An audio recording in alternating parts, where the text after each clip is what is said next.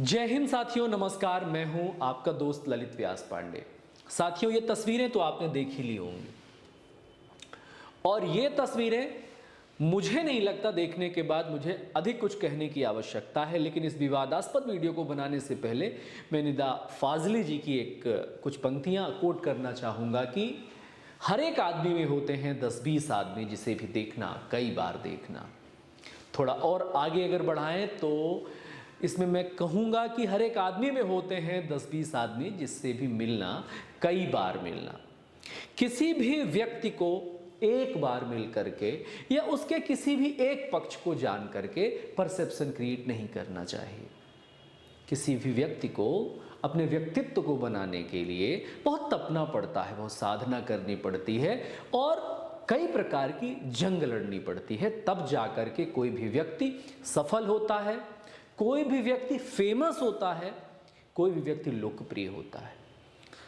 तो अशिक्षितों की भांति, अशिक्षित मैं किन्हें कहता हूं? जिनके पास कोरे कागज के ज्ञान की बात नहीं कर रहा हूं। मैं अशिक्षित उनको कहता हूं कि जिनके पास भले ही बहुत सारा ज्ञान है, बहुत सारा पढ़े लिखे हैं, बहुत सारी डिग्रियां हैं, लेकिन उसके बावजूद भी कौवा कान ले गया तो कौवे के पीछे पड़ गए, ये नहीं देखा कि कान है या चला गया है। तो मैं इस विवाद में जाने से पहले कई तथ्य आपके सामने, हम सब के बीच में जो हमारी मानसिकता है, उस मानसिकता को, जो मानसिकताएं प्रकट करते हैं, हम उन मानसिकताओं को रखना चाहेंगे। उसके बाद हम इन विषयों पर आना चाहेंगे।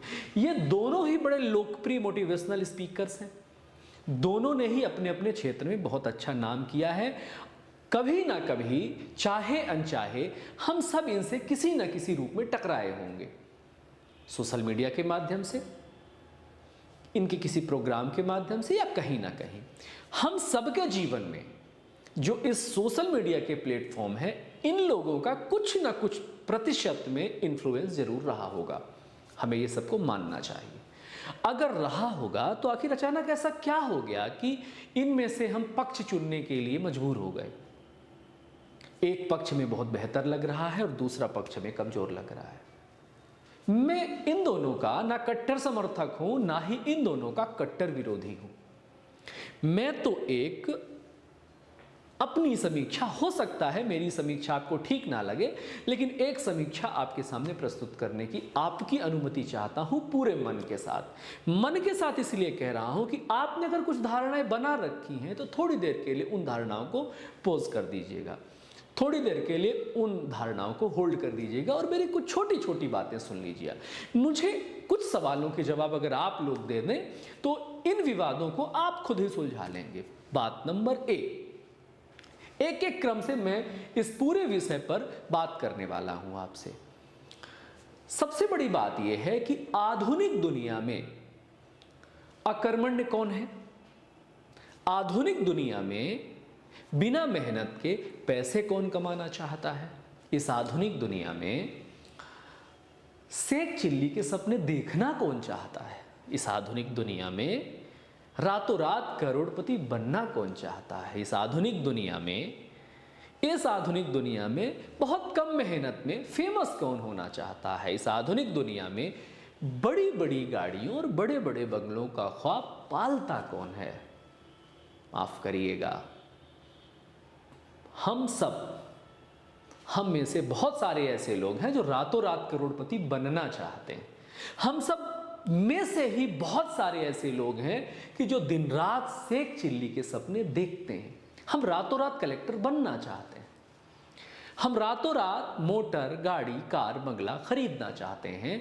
तो लोग हमें रातों रात इस प्रकार के सेक चिल्ली के सपने परोसते हैं।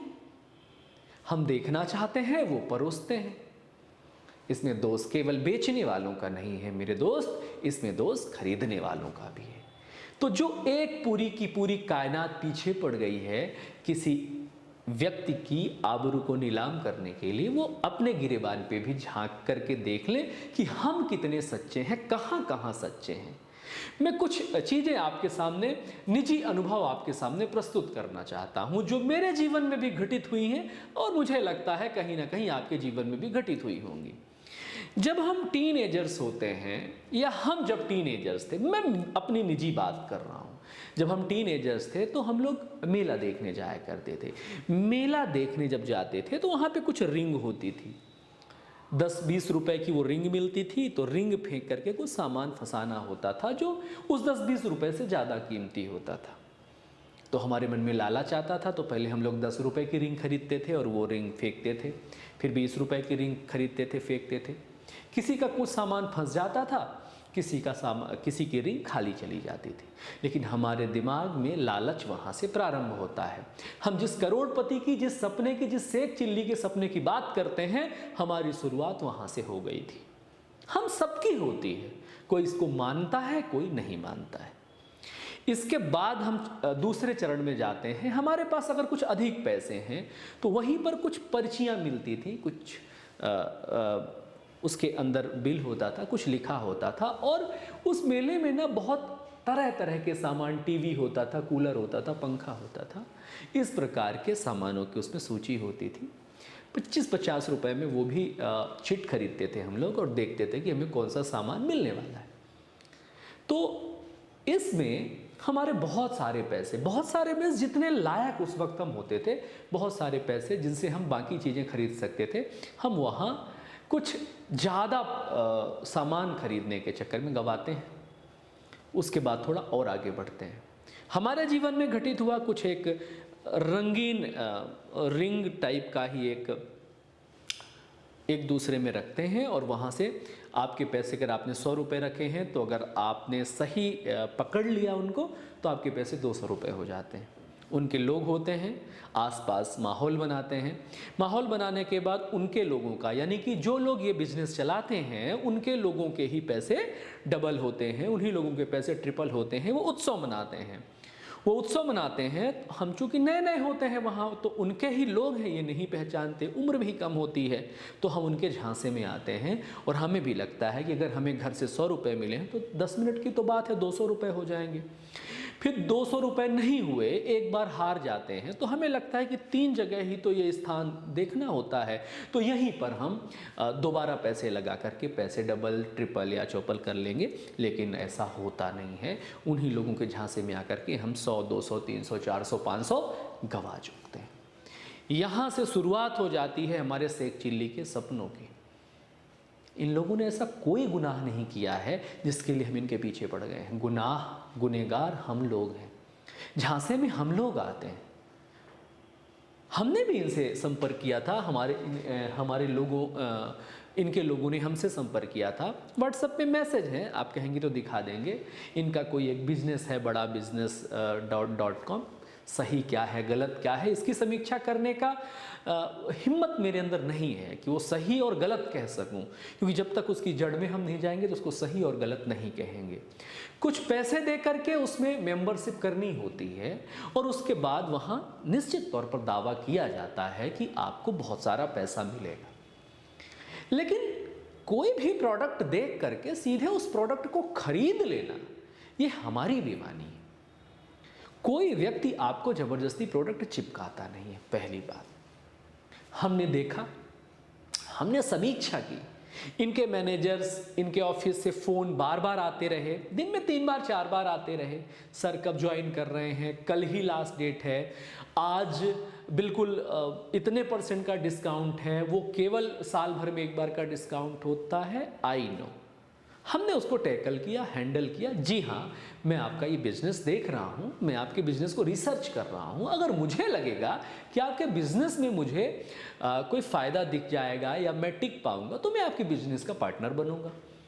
मैंने 1 हफ्ते 10 दिन तक पूरे रिव्यू लिए, मुझे नहीं समझ में आया, हो सकता है लोग करोड़पति बनते हों, मुझे बिज़नेस का मॉडल समझ में नहीं आया, तो मैंने बिज़नेस परचेस नहीं किया। तो क्या हम में से शिक्षित होने का जो दावा करते हैं, क्या ऐसे ही किसी भी जाल में फंसते चले जाएंगे? हमारे अंदर भी तो कुछ दिमाग होनी चाहिए, हमारे अंदर भी तो कोई काबिलियत होनी चाहिए कि हम बिजनेस को देखें, रिसर्च करें, और उसके बाद अगर हम उसके काबिल हैं तो उसका हिस्सा बने। बहुत सारी ऐसी कंपनियां हैं कि जो रातों रात करोड़पति बनने का दावा करती हैं। वो इसलिए करती हैं क्योंकि हम रातों रात करोड़पति बनना चाहते हैं। महेश्वरी सर ने भी कोई गलत बात नहीं कही। हमने भी विवेक सर के हिस्से की बात करी, अब हम महेश्वरी सर के हिस्से की बात कर लेते हैं। तो महेश्वरी सर ने भी कोई गलत बात नहीं करी। उन्होंने लोगों को जागरूक किया है कि कुछ ऐसे स्कैम्स चल रहे हैं, ऐसे झांसे चल रहे हैं जिनसे आपको बच कर रहना है। यही तो उनका काम है, यही उनका बिजनेस है। लोगों को जागरूक करना भी एक बिजनेस है। तो ना तो ये गलत रहे, ना तो ये गलत रहे। अच्छा, इनकी बातों को इन्होंने सीरियसली ज़्यादा ले लिया क्योंकि इन्हें लगा कि इनका बिजनेस जो है वो दिक्कत में आ सकता है। तो इन्होंने डायरेक्ट नाम लेकर के हमले करना शुरू कर दिया। तो यहाँ पर विवेक सर की फॉल्ट थी। आपको अपने बिजनेस मॉडल को ठीक करने की ज़रूरत थी, उसकी विश्वसनीयता तराशने की ज़रूरत थी। आपको डायरेक्ट इन पर हमला नहीं करना चाहिए था। दो बड़े लोगों की झगड़े हैं, वो आपस में सुलझा लेंगे। लेकिन इसमें दिक्कत कहां पर आ गई कि बाढ़ सी आ गई कि दो बड़े बड़े मोटिवेशनल स्पीकर्स थे जो खुद को ही मोटिवेट नहीं कर पा रहे हैं, आपस में ही लड़ झगड़ रहे हैं। लोगों ने अपनी कुंठा परोसनी शुरू कर दी, ऐसे कैसे हो सकता है, ये कैसे होता है। तो बड़े बड़े शहरों में छोटी छोटी घटनाएं होती हैं। उन घटनाओं से अपने आप को कैसे बचाना है ना। हमारे ऊपर किसी भी तूफान के छींटे ना पड़े, हमारा दामन कैसे सुरक्षित रहे, इसकी जवाबदेही हमारी है, तूफान की नहीं है। तूफान चलेंगे, निकल जाएंगे, लेकिन तूफानों से बचने की जवाबदेही किसकी है? हम सबकी है। मोटिवेशन से याद आया कि बहुत सारे लोग हाथ धोकर के पीछे पड़ गए कि इनका मोटिवेशनल स्पीकर का धंधा है, इनका ये धंधा है। जी हाँ, ये बिजनेस है। निश्चित तौर पर हमारे इमोशंस का बिजनेस होता आया है, हमेशा से होता है। आध्यात्म में बात करें, आध्यात्मिकता से, स्पिरिचुअलिटी से बिजनेस स्टार्ट हो जाता है। तो अगर किसी के इमोशंस के साथ अटैच होकर के उसे इमोशनली ठीक करने में, जो इमोशनली ठीक कर रहा है उसका फायदा हो रहा है, तो ये कोई बुरी बात नहीं है। अगर आप इमोशनली ठीक हो रहे हैं और वो इकोनॉमिकली ठीक हो रहे हैं, तो इसमें कोई बहुत बड़े प्रोपोगंडे की बात है ही नहीं। गिव एंड टेक की बात है। ग्रेटनेस आप साबित करें या नहीं साबित करें, लेकिन किसी एक को फायदा है और उसके रिवर्स में दूसरे को फायदा हो रहा है, तो इट्स ओके। दिक्कत तब है जब किसी के अनैतिक तरीके से आपका दिमाग, आपका ब्रेन वॉश किया जाए, वहां पर प्रॉब्लम है। वहां पर हमें क्या करना है? वहां पे हमें स्ट्रांग रहना है।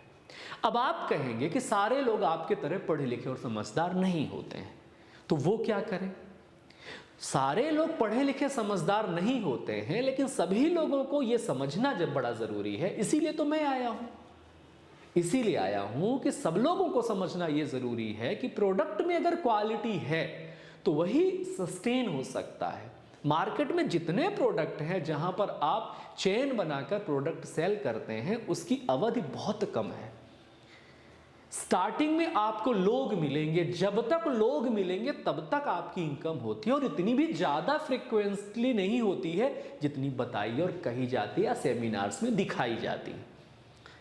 मेरे प्यारे मित्रों और मेरे प्यारे युवाओं, जितने लोग भी हमारा ये वीडियो देख रहे हैं, तो उनमें मैं कुछ और चीजें संदीप सर की तरफ से ऐड करता चलूं।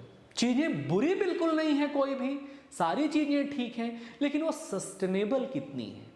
जब आप टीनेजर होते हैं, जब आपको अपने कैरियर को बूस्ट करना होता है, तो इस प्रकार के कुछ पानी के बुलबुलों की भांति कंपनियां आती हैं और आपका सबसे बड़ी बात जानते हैं क्या खराब करती हैं ये कंपनियां?